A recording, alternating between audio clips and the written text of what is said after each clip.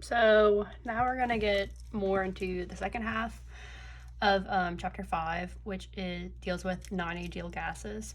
So when you have a non-ideal gas, you have to insert this Z, which is the compressibility factor.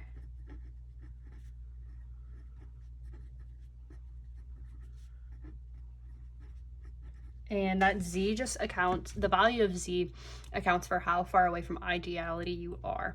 So if Z is 1, that would equal ideal. And then based on how far away you are from 1, farther away from 1 means less ideal. But if you're like at 1.05, that's like very close to ideal. So you can tell by your value of Z how far away from ideal you are, and you need to account for that by including it here in the ideal gas law. So to calculate Z, you first have to start with calculating your reduced pressure, which is the pressure of the system over the critical pressure of that component, and each component has their own critical pressure. You'll need to look this up in the appendix, I believe it is. Yeah, the appendix. And then the reduced temperature is going to be the same, where it's the temperature of the system over that substance's critical temperature. And then the reduced volume is going to be molar volume over V critical ideal, and that's equal to V over RTC over PC.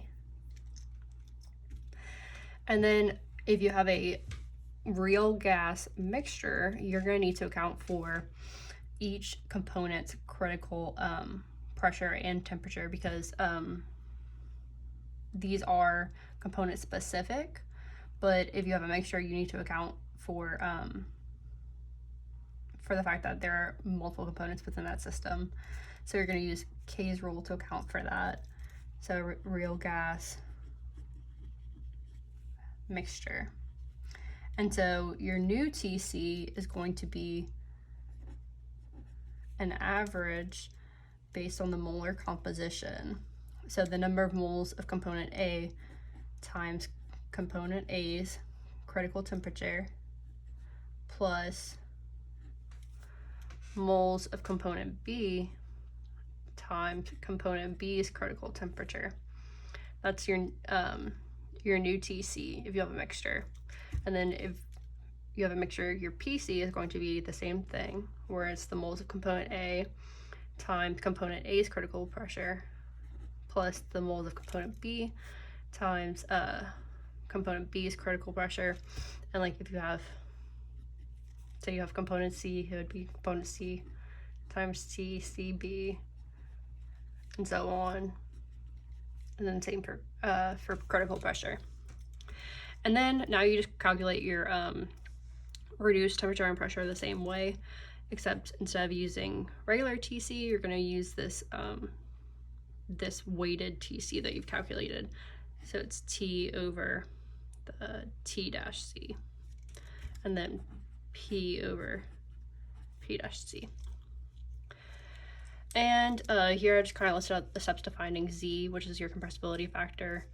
So first you get your TC and your PC from the tabulated data in the appendix, and then you calculate TR and PR or VR, and then if it's a mixture, you need to make sure you use K's rule to account for all components in the mixture.